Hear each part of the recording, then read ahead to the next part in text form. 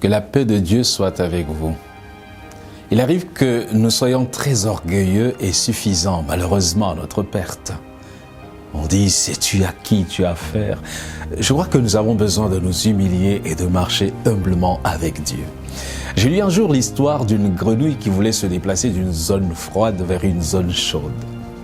La distance était si grande, elle ne le pouvait pas. Deux oiseaux ont eu pitié d'elle et lui ont proposé leur aide. Les deux oiseaux vont tenir une tige au bout de leur bec et la grenouille devait s'y accrocher à l'aide de sa bouche. Le voyage a donc commencé, le ciel était clair et clément. Deux fermiers travaillant dans leur champ ont vu les trois animaux dans les airs. Un des fermiers dit à l'autre, « C'est vraiment une idée fantastique. Je me demande qui a bien pu concevoir ce merveilleux plan. » La grenouille n'a pas voulu fermer sa bouche. Elle dit, « C'est moi !» Vous imaginez la suite. Tout ce qu'elle avait à faire, c'était de rester bouche cousue. Mais son orgueil l'a précipitée.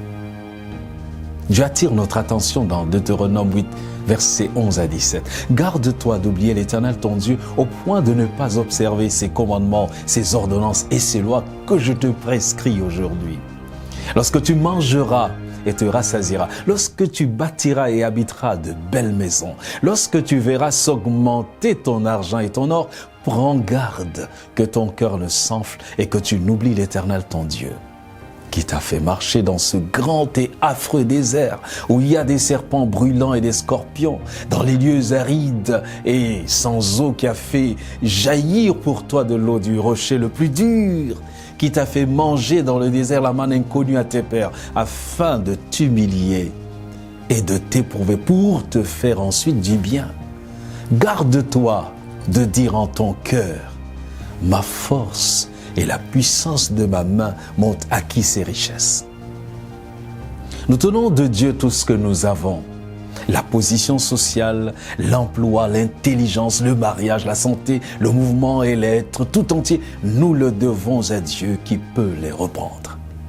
En 1957, le sociologue et historien Karl Zimmermann a étudié les conditions de désintégration des cultures et des civilisations. Il relève 11 éléments déterminants, parmi lesquels l'orgueil, la montée des divorces sans grande raison.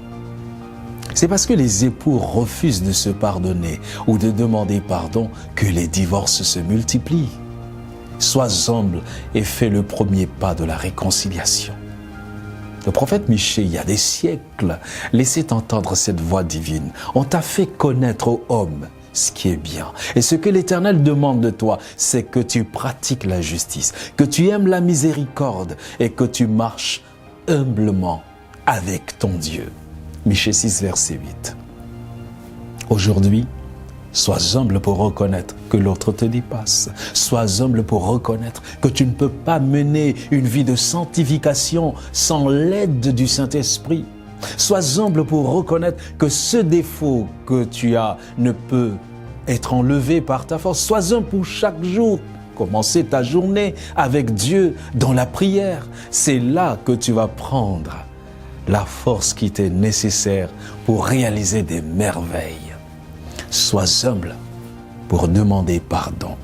Sois humble pour avouer ton péché. Soyons humbles pour reconnaître que nous sommes égarés. Et demandons, où sont donc les anciens sentiers? Proverbe 22, verset 4.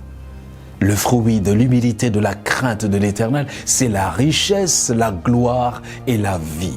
Philippiens 2, versets 3 et 4 nous dit, ne faites rien par esprit de parti ou par vaine gloire, mais que l'humilité vous fasse regarder les autres comme étant au-dessus de vous-même.